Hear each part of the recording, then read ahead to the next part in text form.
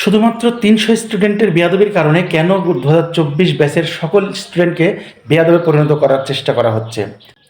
মাত্র ৩০০ স্টুডেন্টের আন্দোলনের কারণে এইচএসসি স্থগিত, সকল পরীক্ষাগুলো বাতিল ঘোষণা করা হয়।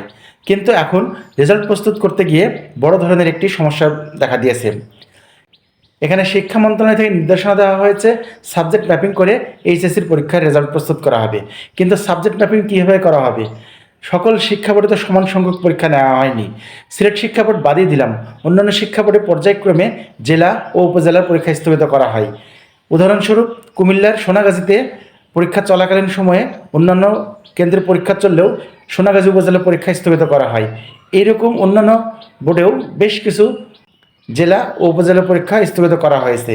দেখা গেছে একই শিক্ষা বোর্ডে সমান সংখ্যক পরীক্ষা গ্রহণ করা হয়নি।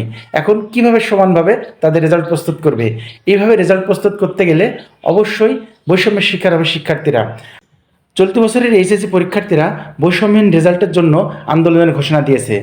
তাদের দাবি, যদি সাবজেক্ট ম্যাপিং করে পরীক্ষার রেজাল্ট প্রস্তুত করা হয় তাহলে তারা বৈষম্যের শিকার হবে, কারণ সকল শিক্ষা বোর্ডে সমান সংখ্যক পরীক্ষা গ্রহণ করা হয়নি। এখন সাবজেক্ট ম্যাপিং করে যদি পরীক্ষার রেজাল্ট প্রস্তুত করা হয় তাহলে শিক্ষার্থীরা অবশ্যই বৈষম্যের শিকার হবে।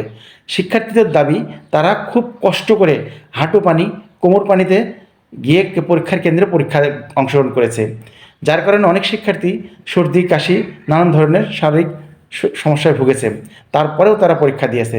এখন যদি তাদের সাবজেক্ট ম্যাপিং করে পরীক্ষার রেজাল্ট প্রস্তুত করা হয় তাহলে অবশ্যই তারা বৈষম্যের শিকার হবে, এমনটি তাদের ধারণা। তাদের চাওয়া, সকল শিক্ষার্থীকে যেন সমানভাবে রেজাল্ট ঘোষণা করা হয়, অথবা এসএসসির রেজাল্ট অনুযায়ী এইচএসসির রেজাল্ট ঘোষণা করা হয়। এতে সাবজেক্ট ম্যাপিং তারা চায় না। যদি এরকম করে রেজাল্ট প্রস্তুত না করা হয় তাহলে ভবিষ্যতে তারা আন্দোলনে নামবে, এরকমটি জানিয়েছেন। তো প্রিয় শিক্ষার্থী বন্ধুরা, আশা করব শিক্ষা বোর্ড থেকে তোমাদের দিকে নজর দিয়েই রেজাল্ট প্রস্তুত করা হবে এবং তোমাদের সকলের রেজাল্ট ভালো হবে, এই প্রত্যাশা করে আজকে এখানে শেষ করছি। ধন্যবাদ।